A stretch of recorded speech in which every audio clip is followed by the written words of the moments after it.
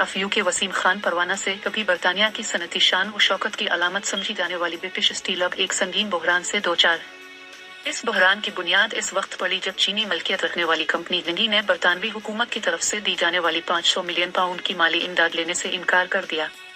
इस फैसले ने हुकूमत को मजबूर किया कि वो इस कलतूरत में मौजूद मरकजी प्लांट का आर्जी कंट्रोल संभालकर हजारों मुलाजमीन की नौकरियां और कौमी फौलाद साजी का मुस्तकबिल बचाए। ये बहरान महज एक सनती रुकावट नहीं बल्कि बरतानिया की खुद मुख्तारी, दिफाई सलाहियत और बुनियादी ढांचे से जुड़ा हुआ मसला है।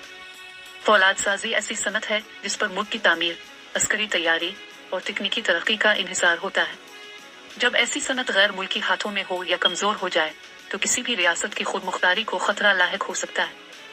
अब सवाल यह है कि क्या कौमी तहवील नेशनलाइजेशन ही इसका हल है?